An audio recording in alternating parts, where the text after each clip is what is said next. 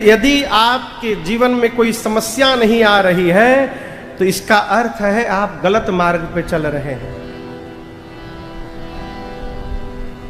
किसी महापुरुष के वचन से कहा, आपके जीवन में कोई समस्या नहीं है, कोई रुकावट, कोई झंझट नहीं है, इसका अर्थ है कि आपका मार्ग गलत मार्ग है। सही मार्ग पे चलेंगे तो झंझट आएगा, रुकावटें भी आएंगी, और उन रुकावटों से कैसे आगे बढ़ना है, यदि इस कला को सीखना है, देखना है, तो भगवान शिव का स्मरण करिए। आपको भगवान शंकर दिखाई पड़ रहे हैं ना इधर? आपको लग रहा हो कि बड़े आनंद में बाबा रहते हैं। आनंद में तो रहते हैं, लेकिन इसका अर्थ ये नहीं कि इनके पास झंझट नहीं है। इतना झंझट है कि आप कल्पना नहीं कर सकते। भगवान शिव के गले में सर्प विराजमान है, बगल में कार्तिकेय जी की सवारी मोर भी है। एक ही परिवार में मोर के आगे सांप भी बैठा है, आप दर्शन करिए। गणपति भगवान मूषक पर चलते हैं, सर्प के सामने मूषक भी बैठा हुआ है। बड़े लोगों के घर में पार्किंग की व्यवस्था होती है गाड़ी की। कैलाश में भी बाबा ने पार्किंग बनाया है, जहां बाबा की सवारी, मैया की सवारी खड़ी रहती है। एक ही साथ नंदी महाराज और सिंह भी खड़े हुए हैं, लेकिन दर्शन करिए, सिंह नंदी को नहीं स्पर्श करता, सर्प मूषक को स्पर्श नहीं करता, मोर सर्प को स्पर्श नहीं करता।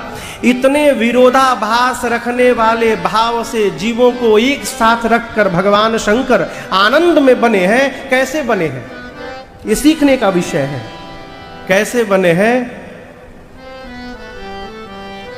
मंगल भवना अमंगल हारी। आगे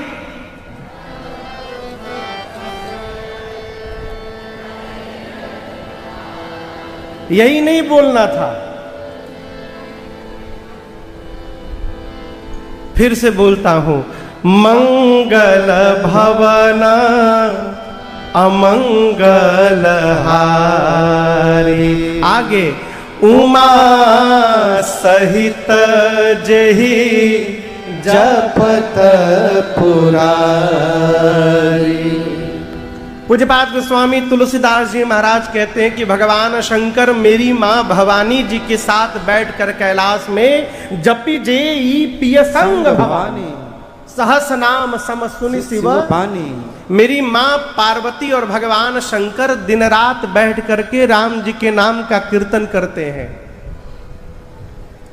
और याद रखिएगा, जिस परिवार में भगवान का भजन होता हो, जिस परिवार में भगवान का कीर्तन होता होगा, उस परिवार में कितने भी झंझट समस्या क्यों ना आ जाए, परिवार के आनंद में कभी कोई कमी आने वाली नहीं है। जीवन में, जवानी में, युवा अवस्था में झंझट आएगा, समस्याएं आएंगी। उन समस्याओं से कैसे आगे बढ़ना है, भगवान शिव की तरह भजन में प्रवेश करके रहिए। भजन में प्रवेश करने का अर्थ ये कदापि नहीं है कि नौकरी छोड़ दे, व्यापार छोड़ दे, कदापि नहीं। मन से भगवान के शरण में रहिए और शरीर से जगत का व्यवहार करते रहिए।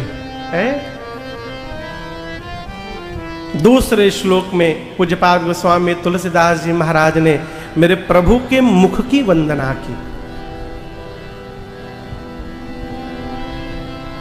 प्रसन्नतां या नगता विषेकतः तथा न ममले वनवास दुःखतः। मुखाम्बुजश्री रघुनंदनस्य मे सदास्तु सा मंजुल मंगल प्रदा। गोस्वामी जी कहते हैं कि रात में बताया गया राम जी को कि राम जी तैयारी रखिएगा, सवेरे युवराज बनेंगे आप। राम जी सुन के प्रसन्न नहीं भय। सवेरे कहा गया युवराज नहीं बनना है, वन की ओर निकलना है। ये सुनकर रघुनाथ जी दुखी भी नहीं भय। गोस्वामी जी कहते हैं, जिन प्रभु का मुखमंडल सर्वकाल एक रस में बना रहे, वो भगवान का मुख भक्तों का सर्वकाल मंगल करने वाला है। मैं उस मुख का बार बार वंदन करता हूँ। देखिए, जीवन में विकार होता है तो चेहरे का आकार बदलता है। विकार ही आकार को परिवर्तित कराता है। मेरे प्रभु में विकार नहीं है। लक्ष्मण भैया कहते हैं सकल विकार रहित गत भेदा, कहीं नित नेति निरूप ही भेदा। भगवान विकारों से परे है। तीसरे श्लोक में पूज्यपाद गोस्वामी श्री तुलसीदास जी महाराज ने,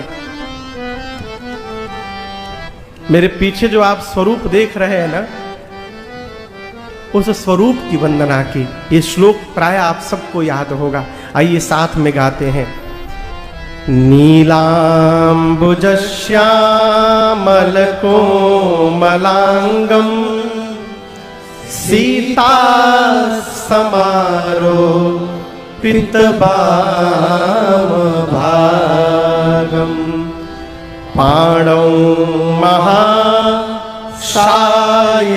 चारु चापम नमामि रामं रघुवंशनाथम्। नीलांबुज श्यामल कोमलांगम, नीले अंबुज के समान जिसके श्यामल कोमल अंग है, जिनके वाम भाग में दर्शन करिए सीता समारोह पितवाम भागम, जिनके वामांग में जगत जननी मां श्री जानकी जी विराजमान है। क्या बज रहा है वो भ्रम भ्रुम? थोड़ा देखिए तो।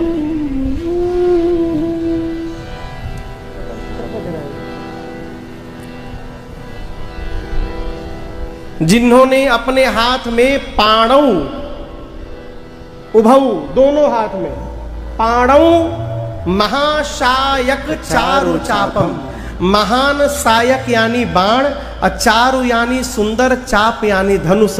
अपने एक हाथ में सुंदर धनुष और दूसरे हाथ में महान बाण धारण किया हुआ है। देखिए, केवल रघुनाथ जी के धनुष बाण को सुंदर धनुष कहा गया गोस्वामी जी ने, और महान सायक कहा। राम जी के धनुष को ही सुंदर धनुष क्यों कहा गोस्वामी जी ने? देखिए, धनुष और बाण की उसमें एक दोष होता है। बाण जब निकलता है तो आवश्यक नहीं कि हर बाण अपने लक्ष्य का भेदन करे।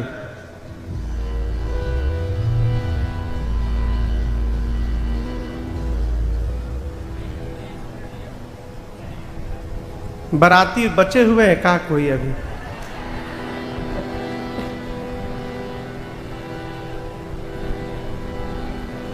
बाण का क्या दोष है कि हर बाण अपने लक्ष्य का भेदन नहीं करता।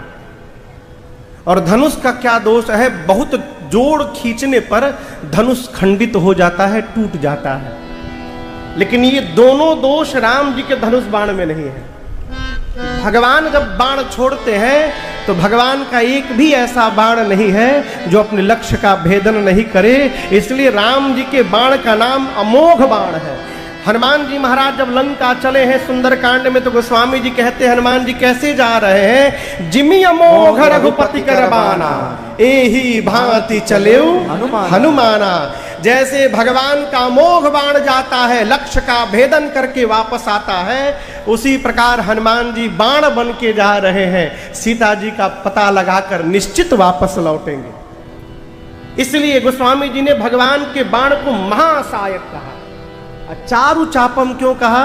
क्योंकि भगवान का सारंग कभी खंडित नहीं होता। जो रघुनाथ जी अपने हाथ में धनुष बाण धारण करके मेरी मां श्री किशोरी जी के साथ रघुवंश के सिंहासन पर विराजमान है, गोस्वामी तुलसीदास जी महाराज कहते हैं नमामि रामम रघुवंशनाथम। मैं उन रघुनाथ जी को बारंबार वंदन करता हूं। अब इस 3 श्लोक को लिखने के बाद गोस्वामी तुलसीदास जी ने दोहा लिखा, और ये दोहा आप सबको याद है, सबको याद है, सबको। आइए साथ में गाते हैं। श्री गुरु चरण सरोज रज, निज मन मुकुर सुधार, बरनौ रघुबर बिमल जस जो दायक फल चार। गोस्वामी तुलसीदास जी महाराज श्री अयोध्या कांड की कथा प्रारंभ करने से पहले मन को साफ करते हैं, निर्मल करते हैं। देखिए, गुरु चरण रज की वंदना तो गोस्वामी जी बाल कांड में ही कर चुके हैं। बंदौ गुरु पद पदुम सुरुचि सुबास सरस अनुरागा। परंतु अयोध्या कांड के प्रारंभ में पुनः गुरु चरण रज का स्मरण किया क्यों? महापुरुष कहते हैं, देखिए, अयोध्या कांड में गोस्वामी तुलसीदास जी भगवान से अधिक भगवान के भक्त की कथा गाने जा रहे हैं। आप समझ रहे हैं मेरी बात? अयोध्या कांड में भगवान की कथा कम है, भगवान के भक्त की कथा अधिक है। कौन से भक्त?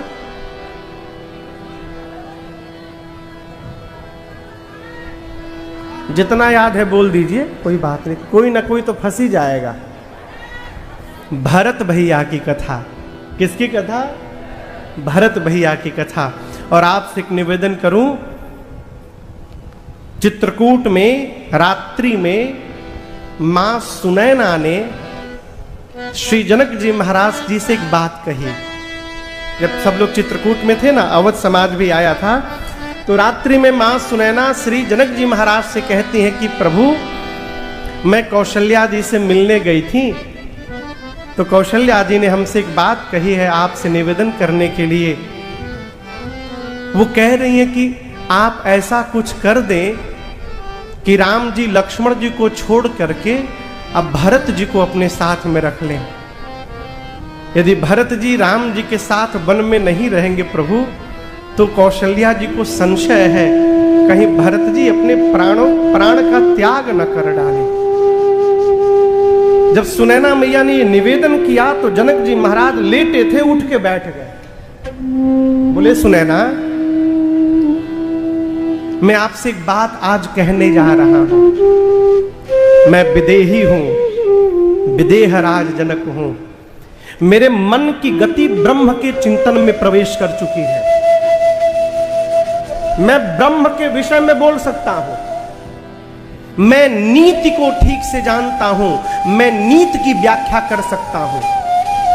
परंतु सुनैना, जो जनक का मन ब्रह्म को जानता है, नीति को जानता है, धर्म को जानता है, वही जनक का मन भरत जी को छोड़िए, भरत जी की महिमा की परछाई को भी स्पर्श नहीं कर सकता। भरत जी की महिमा अगाध है। सो मन मोर भरत महिमा ही, कहे काह छल छुअत न छाई। मैं स्पर्श भी नहीं कर सकता परछाई को भी। सुनैना जी ने कहा, भरत जी की इतनी महिमा है, फिर भरत जी की महिमा संसार में कौन जानता है? जनक जी ने कहा कि भरत जी की महिमा संसार में केवल एक व्यक्ति जानता है। आप जानते हैं वो कौन है? जानहि राम, केवल रघुनाथ जी जानते हैं। लेकिन सुनैना, यदि कहने की बारी आ जाएगी तो राम जी भी भरत जी की महिमा कहने में सक्षम नहीं है। जानहि राम न सकहि बखानी। अब आप कल्पना करिए, जिस महिमा को राम जी नहीं गा सकते, उस महिमा को गोस्वामी तुलसीदास जी गाने जा रहे हैं। गोस्वामी जी डरे हुए हैं वो, इसलिए उन्होंने अपने गुरु चरण रज से अपने मन को निर्मल किया। देखिए, हमसे अभी कल कोई प्रश्न कर रहा था कि महाराज, क्या भौतिक जगत में गुरु शरणागति लेना आवश्यक है? कल कोई प्रश्न कर रहा था सरकार। ये आवश्यक है? बिल्कुल आवश्यक है। मानस का न्याय कहता है, गुरु बिनु भव निधि तरई न कोई, जौ बिरंचि शंकर सम होई। फिर लोग कहें कि महाराज, हम यदि गुरु जी नाम देंगे तो उस नाम को ही जपे, काम नहीं करेगा? बिल्कुल करेगा। भ्रम में न पड़िए कि गुरु जी के मुख से यदि नाम नहीं सुनकर जपेंगे तो काम नहीं करेगा। बिल्कुल करेगा। यदि आप निष्ठा से भगवत नाम जपेंगे तो वो भगवत नाम का जप ही आपको आपके सद्गुरु से परिचय करा देगा और मिलन करा देगा। आप करके तो देखिए। आप मंत्र जपिए, ये नाम जप ही आपको सद्गुरु की शरण में लेकर चला जाएगा। देखिए संत राम जी 9 भक्ति बताए ना शबरी मैया को, उसमें से पहली भक्ति पता है क्या बताए? आप लोग बोलिए। प्रथम भगति संतन कर संगा। कर संगा आदेश देते हैं। पहली भक्ति क्या है? जीवन में संतों का संग हो जाए। किसका संग हो जाए? जोर से कहिए, संतों का। क्यों संतों का संग हो जाए? देखिए जो जितने बड़ी बड़ी कंपनियां हैं ना, ये तो भिलवाड़ा खैर टेक्सटाइल इंडस्ट्री है। जो बड़ी बड़ी कंपनियां होती है ना, उन कंपनियों के मार्केटिंग एजेंट होते हैं। मार्केटिंग एजेंट समाज में सर्वे करते हैं घूम घूम के, और जाकर अपने कंपनी को रिपोर्ट सौंपते हैं कि इस नगर में इस पार्टी को हम अपना प्रोडक्ट दे सकते हैं, उनको डीलरशिप दे सकते हैं। तो जब मार्केटिंग एजेंट कोई रेफर करता है ना, तो फिर कंपनी उस पर रिसर्च नहीं करती, एजेंट की बात को मान करके वहां अपना प्रोडक्ट भेज देती है। ये जितने संत आपको मंच पे दिखाई पड़ रहे हैं, ये सभी संत भगवान के मार्केटिंग एजेंट हैं। ये सब लोग भगवान के एजेंट हैं। वो ये मार्केटिंग एजेंट हैं। ये लोग समाज में सर्वे करते हैं, देखते हैं कि कौन सा जीव भगवत कृपा पात्र करने की पात्रता को प्राप्त कर चुका है। फिर भगवान के सामने बैठ के प्रार्थना करते, प्रभु वो भिलवाड़ा के उस नगर वाली उस कॉलोनी में जो कोने में घर है ना, वो बड़ा भगत परिवार है, उस पर थोड़ी अपनी कृपा की वर्षा करके रखिएगा प्रभु। तो वहां भगवान की कृपा की वर्षा हो जाती है। अभी मैं कल किसी से कह रहा था, क्या राम जी को यह नहीं पता था कि वो अहिल्या जी हैं? पता था ना, प्रभु जानत सब बिनहि जनाए। भगवान सब जानते हैं, तो राम जी ये भी जानते हैं कि वो अहिल्या जी हैं। तो राम जी ने जाकर पांव क्यों नहीं रख दिया? भगवान विश्वामित्र जी की प्रतीक्षा कर रहे थे। जब एक संत कह देंगे कृपा करने के लिए, तो भगवान दौड़ करके कृपा करेंगे। इसलिए जब तक विश्वामित्र जी ने नहीं कहा, भगवान ने पांव नहीं रखा। इसीलिए गुरु की शरण में जब आप रहिएगा, तो संत जब अनंत के सन्मुख बैठेंगे तो भगवान से प्रार्थना करेंगे, प्रभु आपका एक और बालक है, तनिक उस पर भी अपनी कृपा दृष्टि बना करके रखिएगा और आप पर भगवत कृपा की वर्षा हो जाएगी। देखिए मैं अपने बारे में बताऊं, मैं विज्ञान का छात्र हूं। कलकत्ता में केमिस्ट्री, बॉटनी, जूलॉजी लेकर मैंने बीएससी कंप्लीट की। उसके बाद मैं अपना व्यापार, सरकार अपना व्यापार चलाता था। हमारी फैक्ट्री है कलकत्ता में आज भी। जब मैं संभालता था तो हम लोग मैं रेलवे का ब्रेक बनाता था। रेलवे में जो चक्के में ब्रेक लगता है ना, वो मैं बनाता था। करोड़ों पीस ब्रेक बनाया होऊंगा मैं, 1-2 पीस नहीं, करोड़ों में। मैं कभी सपने में भी नहीं सोचा था कि मैं राम जी की कथा गाऊंगा, भूल कर भी सपना भी नहीं देखा था कभी। वो तो मेरे पूज्य महाराज श्री की मेरे पर दृष्टि पड़ गई और उनकी कृपा हुई। उनकी कृपा हुई तो अनंत की कृपा हो गई और एक राजन आज राजन महाराज बन करके आपके सामने बैठा है। ये गुरु कृपा का उदाहरण मैं हूं। बिना गुरु कृपा के आप कुछ नहीं कर सकते। इसलिए गोस्वामी तुलसीदास जी महाराज ने अयोध्या कांड के प्रारंभ में गुरु चरण रज से मन को निर्मल किया। किसको निर्मल किया? मन को। कहिए।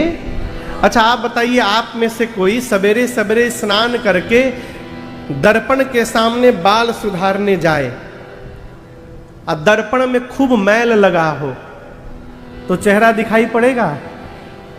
कहिए। नहीं दिखाई पड़ेगा। जब दर्पण पर मैल जम जाए ना, अपना चेहरा नहीं दिखाई पड़ता, उसी प्रकार जब मन पर मैल जम जाता है तो हमको भगवान दिखाई नहीं पड़ते हैं, न भगवान का चरित्र दिखाई पड़ता है। उस मैल को हटाने के लिए गोस्वामी तुलसीदास जी महाराज गुरु शरण में स्मरण करते हैं, श्री गुरु चरण सरोज रज। गुरु जी के कमलवत चरण में जो रज है, उस रज से निज मन मुकुर सुधार। मुकुर यानी दर्पण, मन रूपी दर्पण को गुरु चरण रज से साफ कर रहा हूं। और उसके बाद बरनऊ रघुबर विमल जश। पूज्यपाद गोस्वामी श्री तुलसीदास जी महाराज कहते हैं कि जिस दिन से श्री रघुनाथ जी विवाह करके अयोध्या वापस आए, उस दिन से श्री अवध में नित्य नव मंगल मोद बधाए। नित्य आनंद, नित्य महोत्सव, नित्य मंगल बधाई गाई जा रही है। और आपसे निवेदन करूं, ये आनंद महोत्सव कितने दिन चला आपको पता है? कितने दिन चला ये? 11 वर्ष तक। कितने दिन? 11 वर्ष तक।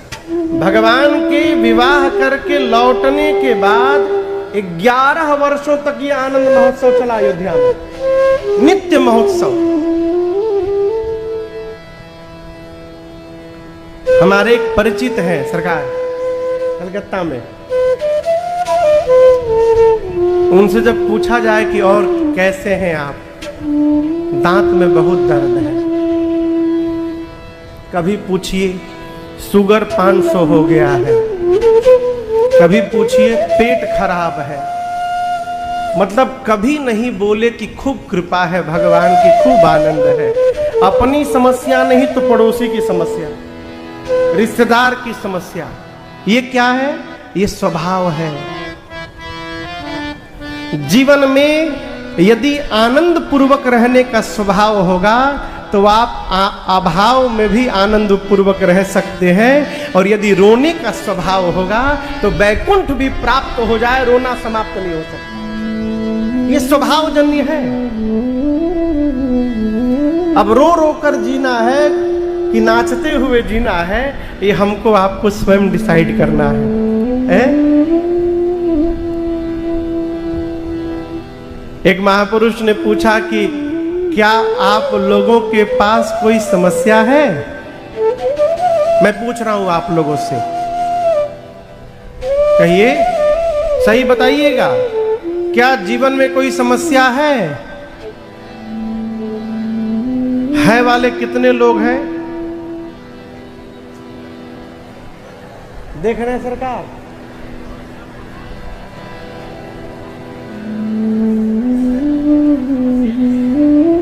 फिर आज के बाद भगवान के आगे जो रोएगा, हमरे जीवन में तो समस्या है हो। हाँ, अब देखिए कई लोग उठाने लगे।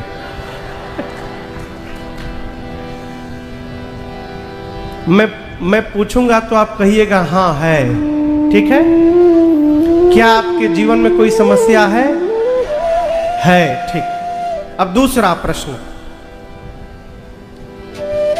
इसमें भी पहले मैं प्रश्न है, आपके जीवन में जो समस्या है, क्या उसका समाधान आपके हाथ में है? इसके दो उत्तर होंगे, या तो है और दूसरा या तो नहीं। तो आप पहले कहिएगा है, पहले कहिएगा है, ठीक है? क्या आपके जीवन में कोई समस्या है? कहिए, जोर से कहिए, है।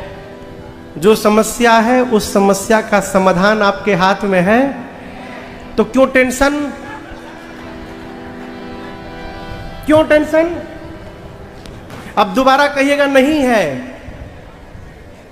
जो समस्या आपके जीवन में है उस समस्या का समाधान आपके हाथ में है, तो क्यों टेंशन? यदि समस्या का सॉल्यूशन है तो क्यों रोना? उसको करिए।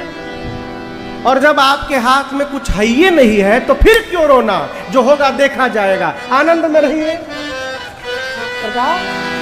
यदि आप कुछ कर सकते हैं तो करिए, और जब कुछ कर ही नहीं सकते तो जो होगा देखा जाएगा, काहे के लिए आज ही से टेंशन में रहा जाए, आनंद में रहिए। है आपको सुनाया था, हमारे महाराज जी कहते हैं, हमारे साथ जब श्री रघुनाथ तो किस बात की चिंता, किया करते हो तुम दिन रात क्यों बिन बात की चिंता, किया करते हो तुम दिन रात क्यों बिन बात की चिंता, तेरे स्वामी को रहती है तेरी हर बात की चिंता, तेरे स्वामी को रहती है तेरी हर बात की चिंता। आनंद पूर्वक रहने का स्वभाव बनाइए, आनंद पूर्वक। अयोध्यावासी नित नव मंगल मोद बधाए, ये आनंद महोत्सव 14 भुवन में चल रहा है। अयोध्यावासी आनंद में तो हैं, नित्य भगवान शंकर से प्रार्थना करते हैं, महाप्रभु कृपा करिए, आप अछत युवराज पद राम ही देऊ नरेश। यदि श्री चक्रवर्ती जी अपने रहते रहते श्री रघुनाथ जी को, राम जी को युवराज पद पर आसीन कर दें, कितना दिव्य होगा। बाबा कुछ करिए और यहां दर्शन करिए।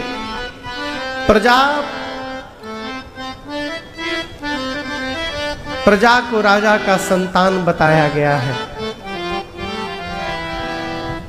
संतान जैसा सोचती है, माता पिता को पता चल जाता है।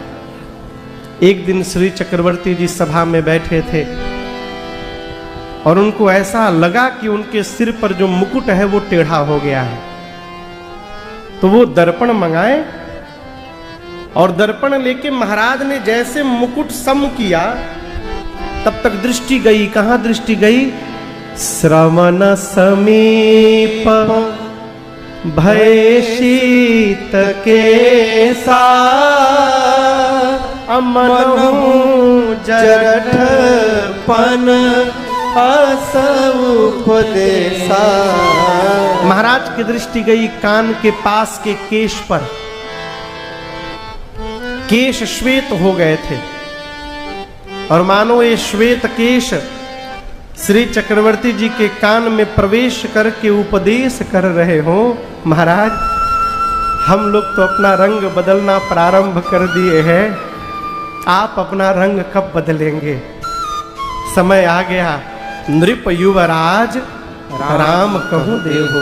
देखिए, ये जो हमारा शरीर है ना, ये हमको हर समय संकेत देता है।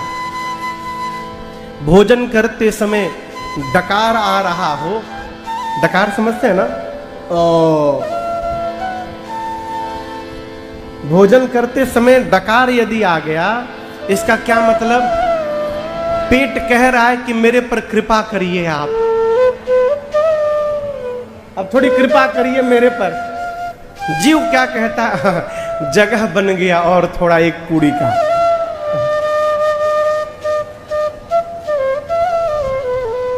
आंख से कम दिखाई देने लगे, संकेत है दूसरे को बहुत देख लिए, अब स्वयं को देखने का समय आ गया है। अपनी ओर देखो।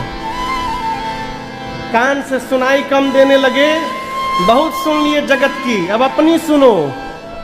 दांत टूटने लगे, इसका मतलब भीतर का तंत्र कह रहा है कि अब हम पहले जैसे नहीं रहे कि तुम कुछ भी खा लोगे तो हम पचा लेंगे। अब मधुर मधुर खाओ कि जिसमें हमको मेहनत न लगे पचाने में। ये संकेत है। आदमी क्या करता? नकली दांत लगा लेता, और टूट के दिखाओ।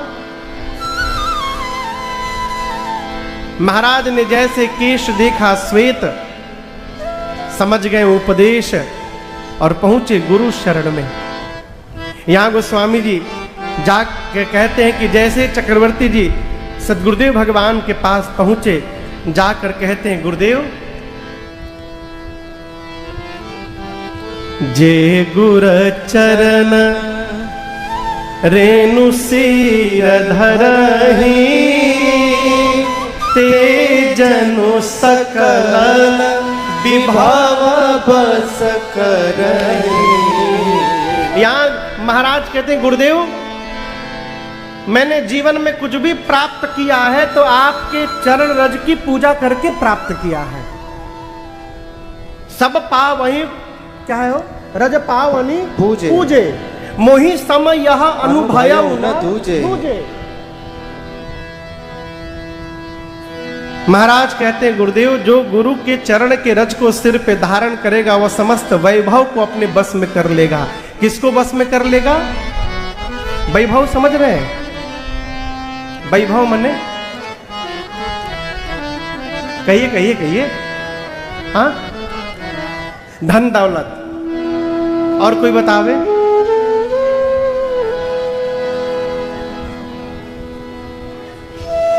गृहस्थी।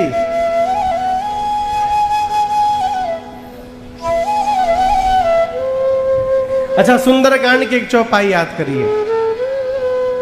रावण ने जब विभीषण जी को मारा लात से, अस कही कीन्हि चरण प्रहारा अनुज गहे पद बारहि बार। जैसे मारा रावण ने विभीषण जी को, विभीषण जी आपन मंत्रिमंडल लेके रावण की लंका छोड़ के चल गए।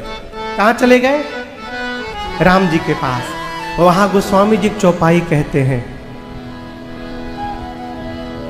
रावण जबहि विभीषण त्यागा, भयउ विभव बिनु तबहि अभागा। गोस्वामी जी कहते हैं कि जैसे रावण ने विभीषण जी का त्याग किया, रावण वैभवहीन हो गया। क्या हीन हो गया? तो क्या लंका का सारा सोना खजाना विभीषण जी कपारे पे लाद के लेके गए? कहिए। जब विभीषण जी वहां से कौड़ी भी नहीं लेकर आए तो रावण वैभवहीन कैसे हो गया? उसकी सारी संपत्ति तो लंका में ही है।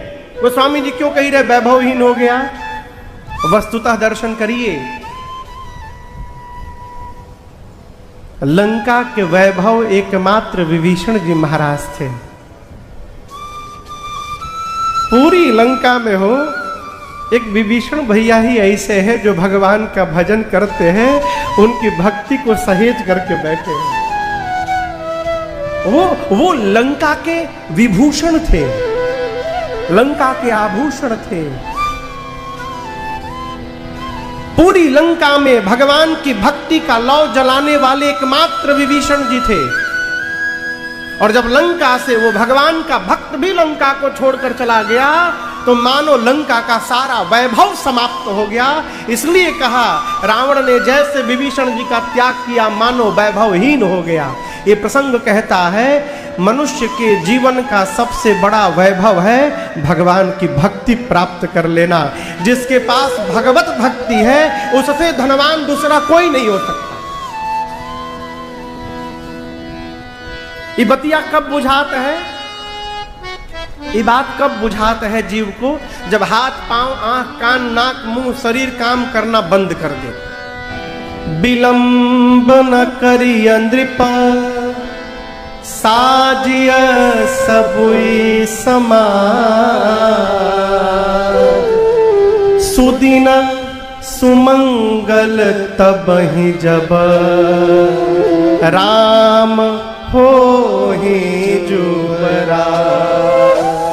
आप दर्शन करिए, एक ही बात कहने के लिए गुरुजी दो दो शब्द का प्रयोग किए। बेग करिए, बेग मने तुरंत। फिर बोले विलंब न करिए नृप, बेग करिए, विलंब मत करिए। श्रेष्ठ मुहूर्त पर राम का अभिषेक नहीं होगा महाराज। जिस समय आप राम का अभिषेक कर देंगे वही समय श्रेष्ठ मुहूर्त में परिवर्तित हो जाएगा। मुहूर्त से राम का अभिषेक नहीं है, राम के अभिषेक से मुहूर्त का निर्धारण होगा। तुरंत करिए। महाराज सोचे गुरुजी तो ठीक ही बोल रहे हैं, अब मैं कल प्रातः काल करूंगा। कब करूंगा? कल प्रातः काल। और आप जानते हैं ये कल महाराज के जीवन में बेकल बन के आ गया। देखिए राम अवतार में राम जी की लीला के समय दो लोग उस समय विद्यमान थे जो ब्रह्मा जी की लेखनी बदलने की शक्ति रखते थे।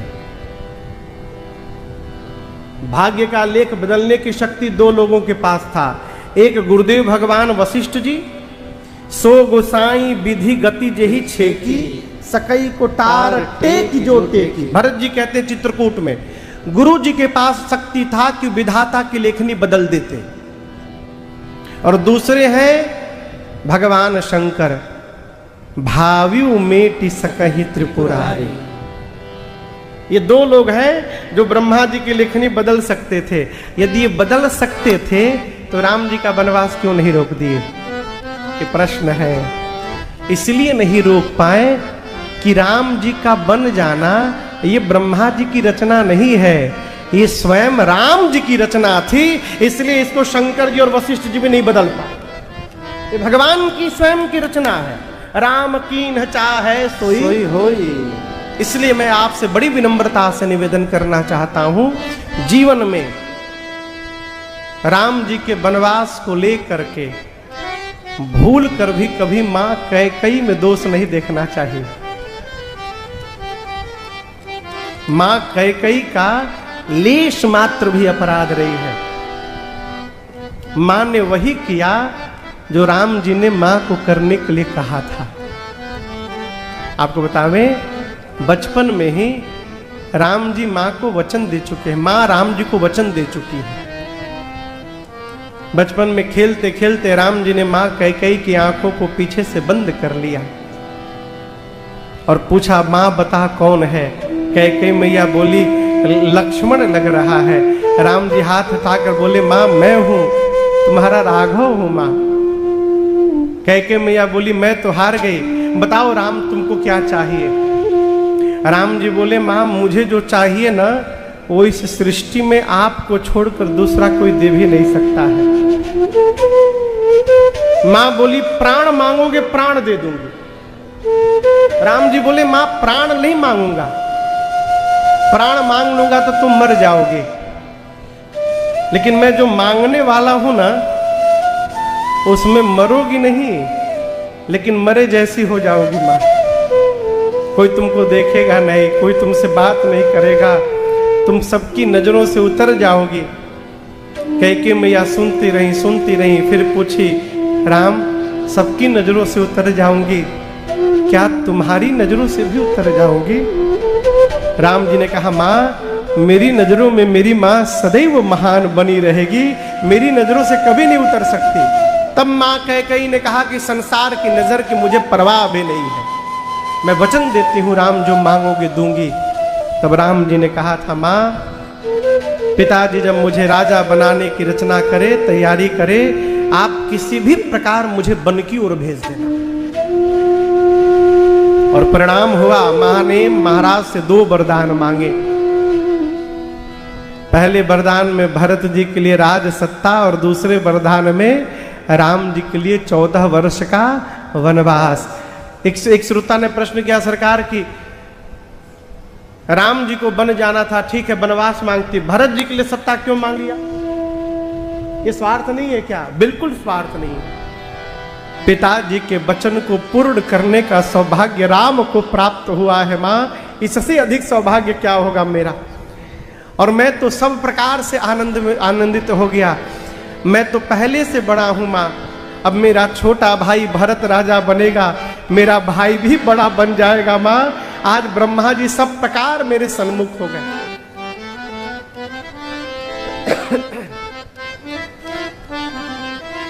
चक्रवर्ती जी महाराज राम जी को पकड़ के रोने लगे। राम जी ने उनको समझाया है। मां कौशल्या के पास गए, मां ने पूरी बात सुनी। मां ने केवल एक बात कही, राम यदि केवल पिताजी ने जाने के लिए कहा है तो मैं मां हूं, मैं कहती हूं मेरा राम बन नहीं जाएगा। मां का स्थान पिता से ऊपर होता है, लेकिन राम यदि पिताजी के साथ माँ कैकई ने भी बन जाने के लिए कहा हो तो लाला माँ की बात मानकर अवश्य वन में चले जाना। माँ की बात मान कर जाओगे ना, वो वन ही तुम्हारे लिए अयोध्या जैसा बन जाएगा, अवश्य चले जाना। ये कौशल्या जी ने कहा। इसी बीच सीता मैया चली आई, आ करके बैठ गई प्रणाम करके। मन में सोचने लगी प्रभु न जाने हमें क्या आज्ञा करेंगे। राम जी ने खूब समझाया, सीता जी आप वन के लायक नहीं हैं, वन बड़ा भयानक है, कंकड़ीले मार्ग है, पथरीले मार्ग है, वन प्रदेश है, झाड़ियाँ हैं, हिंसक पशु हैं, निशाचर मिलेंगे, आप कोमल हैं, आप वन के लायक नहीं हैं। सीता मैया सुनती रही और उसके बाद माँ ने कहा प्रभु मेरा एक प्रश्न है, पूछूं? राम जी ने कहा पूछिए। सीता मैया ने एक ही वाक्य कहा, प्रभु मैं वन के लायक नहीं हूं, क्या आप वन के लायक है नाथ? मेरे लिए भोग उचित है, आपके लिए तपस्या उचित है प्रभु। मैं एक निवेदन करना चाहती हूं नाथ। एक स्त्री के साथ यदि उसके माता पिता सास ससुर बेटा बेटी भाई बहन संसार के सारे संबंध हो, सब हो, केवल पति यदि साथ में न होना नाथ, सबका होना न होने के बराबर होता है। प्रभु जिस प्रकार जल के बिना नदी का कोई अस्तित्व नहीं है, प्राण के बिना शरीर का कोई मोल नहीं है, उसी प्रकार आपके बिना मेरा कोई अर्थ नहीं है नाथ। आपके साथ वन में रहूंगी तो ऐसा लगेगा मानो महल में बैठी हूं, आपके बिना महल भी वन से अधिक भयानक लगेगा। राम जी ने जैसे सुना तुरंत सीता मैया को चलने की साथ में अनुमति दे दी। तब तक लक्ष्मण जी आ गए सरकार, आ करके प्रणाम करके बैठ गए। मन में सोचने लगे कि हमको भैया क्या कहेंगे, साथ मिले चलेंगे कि छोड़ देंगे यहीं पर। तब तक राम जी ने कहा कि देखो भाई, भरत और शत्रुघ्न भी यहां नहीं है, पिताजी दुखित हैं, आप यहीं रहकर अयोध्या का भार संभालना। लक्ष्मण जी बोले कौन पिताजी, कौन पिताजी? राम जी बोले हमारे पिताजी। लक्ष्मण भैया बोले आपके होंगे, मेरे नहीं है।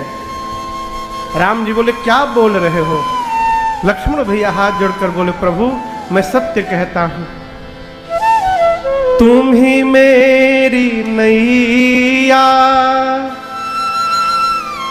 किनारा, तुम ही हो मेरी जिंदगी का सहारा, तुम ही हो,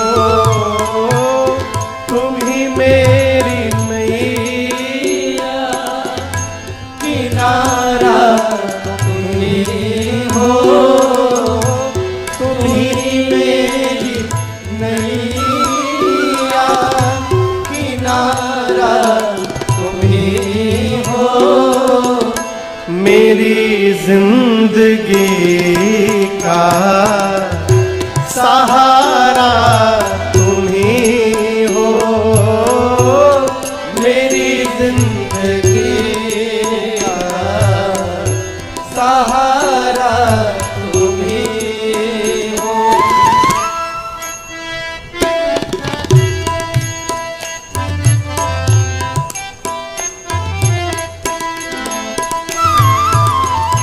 तुम ही सूर्य बनकर चमकते हो प्यारे, तुम ही सूर्य बनकर चमकते हो प्यारे, तुम ही बन के बिजली कड़कते हो प्यारे, तुम ही बन के बिजली कड़कते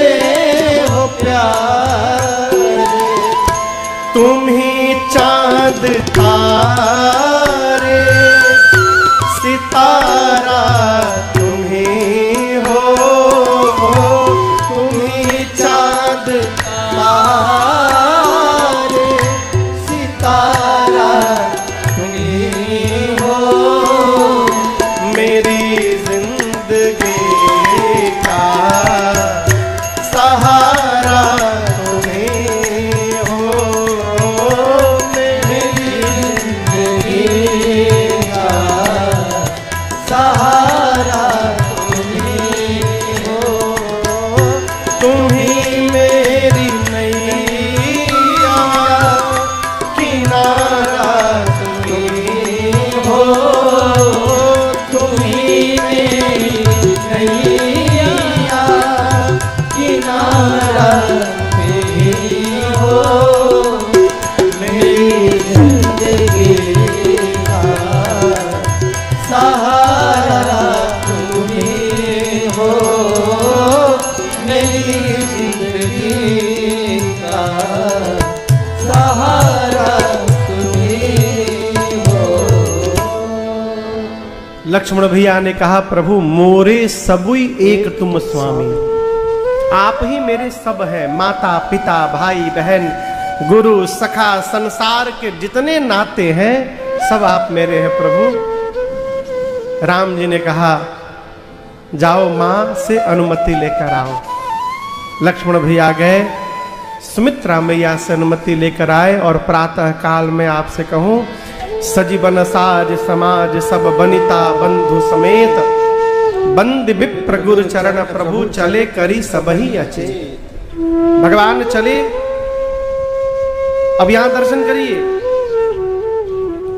राम जी महल से लेकर गुरु आश्रम तक पैदल पैदल गए। राम जी जानते थे कि यदि महल से मैं रथ पर बैठकर निकलूंगा तो ये पूरी अयोध्या की प्रजा अपने अपने वाहन पर मेरे पीछे चल पड़ेगी। तो भगवान गुरु आश्रम तक पैदल पैदल गए। भगवान को पैदल जाता देख याचकों को बुलाकर दान दिया, ब्राह्मणों को वर्षासन देकर संतुष्ट किया और उसके बाद अयोध्या वासियों को प्रणाम करके गौरी गणपति भगवान का स्मरण, पूरी प्रजा राम जी के पीछे पीछे चलने लगी। अवत तहां जहां राम निवास। चक्रवर्ती जी की मूर्छा गई। उन्होंने सुमंत जी से कहा, रथ लेकर जाओ, राम को रथ पर बिठाकर सीता लक्ष्मण के साथ 4 दिन वन का दर्शन कराकर वापस लेकर आना सुमंत। और याद रखना, यदि वापस लेकर नहीं आओगे तो तुम्हारे आने के साथ ही तुम्हारा महाराज चला जाएगा।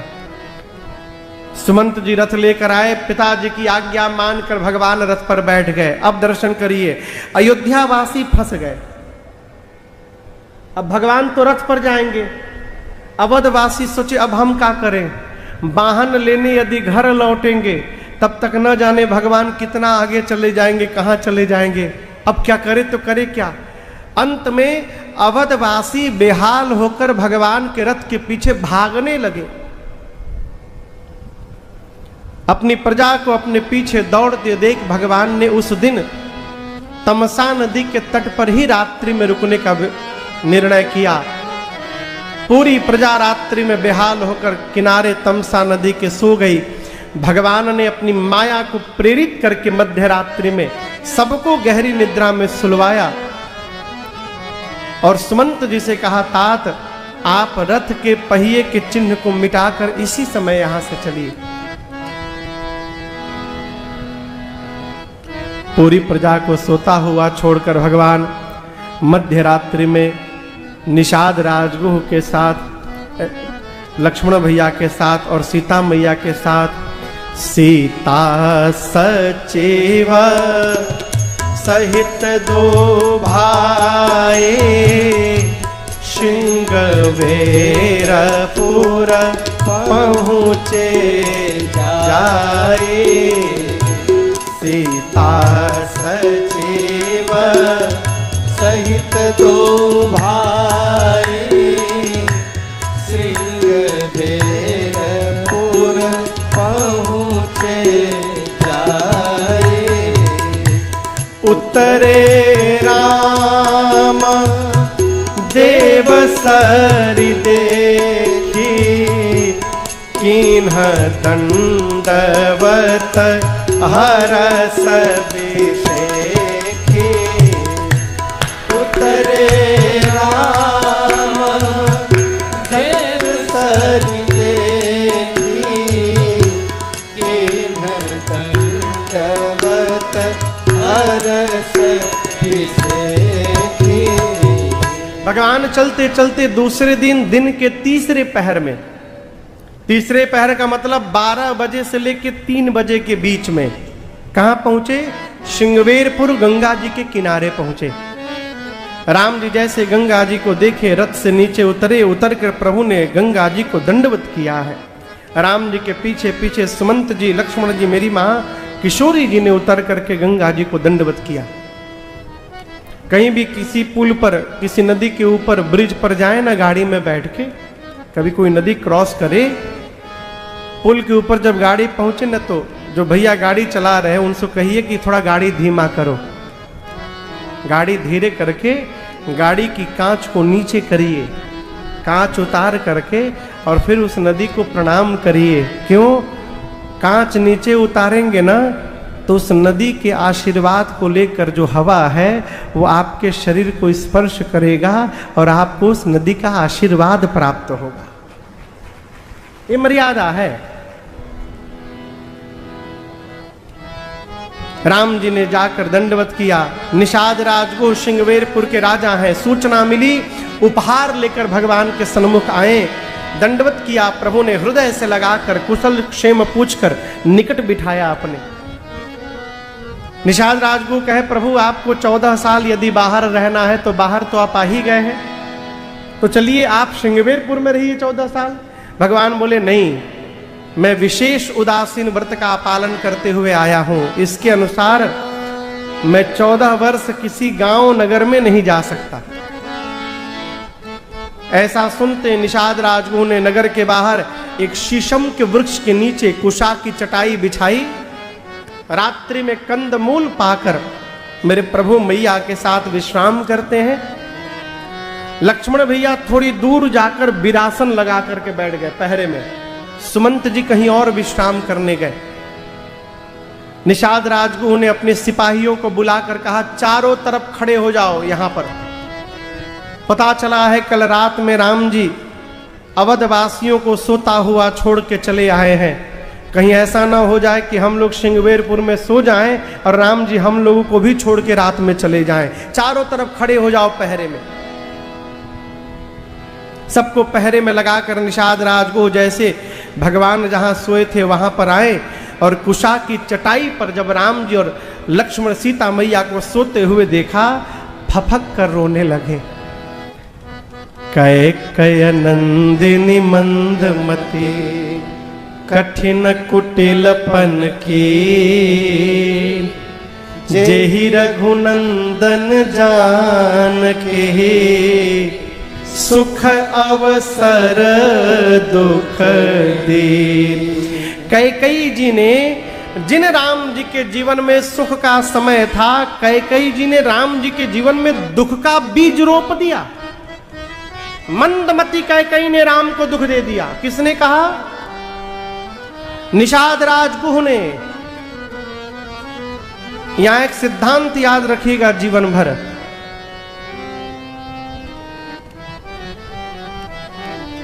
जिसको अपना बोल चुके हैं ना,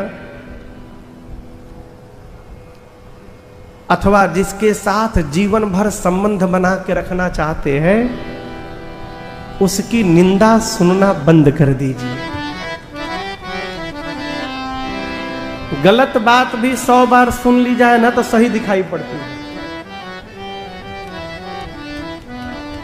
जैसे निषाद राजगुह ने मां कैकेयी को भला बुरा कहना प्रारंभ किया, लक्ष्मण जी बैठे थे बगल में, कह रहे इधर आइए, मेरे पास आइए। क्या बोले आप? तनिक फिर से बोलिए। तो निषाद राजगुह बोले कि कैकेयी जी ने राम जी को दुख दे दिया। लक्ष्मण जी बोले, मैं आपसे एक प्रश्न करता हूं, उत्तर दीजिए। जिसको जीवन में दुख होगा उसको नींद आएगी? कहिए कहिए, नहीं आएगी। निषाद जी बोले नहीं आएगी। लक्ष्मण भैया बोले राम जी को देखिए तो, राम जी कैसे चकाचक सो रहे हैं, यदि इनको दुख होता तो इनको नींद आती रात में। और आपने कहा कि मेरी मां कैकेयी ने दुख दिया। निषाद राज को जी यही तो समझने का फेरा है, जीवन में न कोई किसी को दुख देता है, न जीवन में कोई किसी को सुख देता है। फिर महाराज हम अपने द्वारा किए हुए कर्म से सुखी होते हैं, हम अपने ही द्वारा किए हुए कर्म से दुखी हो जाते हैं। लक्ष्मण जी ने इसको और विस्तार किया। आप गिनते जाइए, जोग, वियोग, भोग, भल, मंदा। जोग मने मिलना, वियोग मने बिछुड़ना, भोग मने भोग, भल मने अच्छा, मंदा मतलब खराब मंदा, हित अनहित, मध्यम भ्रमफंदा, जन्म मरण, जहां लगी जग जालू, जहां तक संसार का जंजाल है, संपत्ति विपत्ति, कर्म और कालू, कालू मतलब काल, धरनी धरती, धाम यानी घर, धन यानी रुपया, पुर यानी नगर, परिवार, आगे स्वर्ग नरक, जहां लगी व्यवहार, जहां तक व्यवहार है, कुछ छूटा नहीं है ना। जन्म से लेके मरने तक कुछ छूटा नहीं ना, जन्म लेना मरना, संपत्ति विपत्ति, कर्म काल, घर परिवार, स्वर्ग नरक, धरती घर नगर, कुछ छूटा नहीं ना। निषाद राज पूछे क्या है? लक्ष्मण जी बोले यही मोह है। ये जितना आप सुने हैं ये सब मोह का मूल है। मैं एकदम व्यवहारिक स्तर पर आपसे निवेदन कर रहा हूं। संतान छोटा है, 10 साल का बेटा है, माता पिता मोह लगा करके बैठे हैं। बेटा जब बड़ा हो जाएगा ना, बड़ा होकर के जब बेटा कमाने लगेगा ना, हम आनंद करेंगे, खूब आराम करेंगे, खूब भजन कीर्तन सुनेंगे, आनंद पूर्वक जीवन में रहेंगे। अमेरिका का बेटा नहीं, भारत का बेटा। अमेरिका की तो जो बाहर की जो परंपरा है ना, भगवाने बचावे साहब, वहां तो 16-17 साल का संतान जैसे होता है, माता पिता घर से भगा देते, जाओ भगो। दीदी सही बोल रहा हूं ना? कोई मतलब नहीं। वो बेटा कहां रहेगा, कहां खाएगा, वो जाने, उसका काम जाने। काम करो, खवाओ, खाओ, हमको कोई मतलब नहीं है? इसीलिए वहां फादर्स डे बनाया गया। कम से कम साल में एक दिन लड़का ढूंढेगा हमारे बाबूजी अब किसके बाबूजी बने हुए हैं, चला जाए। अद्भुत स्थिति सरकार वहां पर। मैं लंदन कथा कर रहा था पिछले साल, तो जिस घर में रुका था बड़े भगत लोग बोले महाराज हमारी जो एक कलीग है, काम करती है साथ में, ऑफिस में एक दिन अपने पति को फोन की, मैं बगल में बैठी थी, पति को फोन की, बोली कहां हो तुम, जल्दी घर जाओ, मेरे बच्चे और तुम्हारे बच्चे हम दोनों के बच्चों को पीट रहे हैं। क्या बोली? आपको समझ में नहीं आया ना? हमको भी समझ में नहीं आया। बोली मेरे बच्चे और तुम्हारे बच्चे हम दोनों के बच्चों को पीट रहे हैं। हम बोले दीदी मैं समझा नहीं। बोली महाराज उस लड़की के भी पहले से बच्चे हैं, जिससे शादी की है उसके भी पहले से बच्चे हैं, और इन दोनों को भी बच्चे हैं। अब इसके पहले वाले बच्चे और उसके पति के पहले वाले बच्चे, वो सारे मिलकर इन दोनों के बच्चों को पीट रहे थे घर में। ये बाहर की संस्कृति है, ये हमारी संस्कृति नहीं है भाई बाप है। हमारी तो ये संस्कृति है माई बाप कि हम साल में 15 दिन अपने पितरों को खड़े होकर जल पान कराते हैं, उनको जल पिलाते हैं। ये हमारी संस्कृति है? अब आपने आशा कर ली कि हमारी संतान बड़ी होगी, बुढ़ापे में हमारा देख रेख करेगी, आनंद पूर्वक जीवन बीतेगा। आप आशा लगा करके बैठे हैं ना, और भगवान न करे संतान पढ़ लिख लेने के बाद दूसरे शहर में जाकर काम करने लगे। अब आप यहां अकेले बैठे हैं। अब आप कहो कि आपके लड़के ने आपको दुखी कर दिया है। लड़के ने दुखी नहीं किया, आपने अपने को दुखी किया है। आशा किसने लगाया था लड़के से? आपने। इसलिए आपने अपने आप को दुखी किया। ये जो आशा, आप जो सपना देख रहे हैं ना, वो बुरा ना मानिएगा, सॉरी। ये जो सपना देख रहे हैं कि ऐसा हो जाएगा तो वैसा बना लेंगे, वैसा कर लेंगे तो ऐसा हो जाएगा, यही सपना देखना हमारे सुख दुख का कारण है। सपना पूरा हो गया, हम सुखी हो गए। सपना पूरा नहीं भया, हम दुखी हो गए। लक्ष्मण जी कहते हैं, मोह निशा सब सोवनिहार।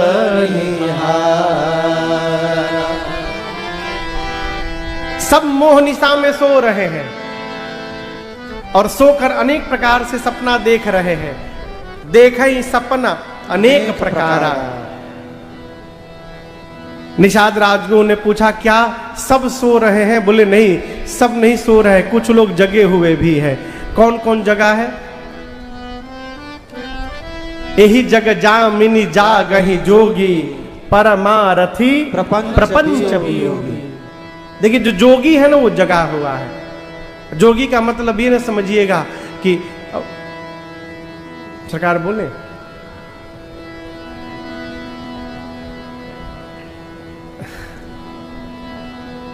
जो सारंगी लेके बजा रहे हैं, जोगी लोग देखे हैं आप लोग? जोगी लोग, आपने जोगी देखा है? सारंगी लेके बजा रहे हैं, वो जगे हुए हैं, ऐसा नहीं है। जोगी कौन? जो परमारथी प्रपंच वियोगी, परमार्थ में लगा हुआ है।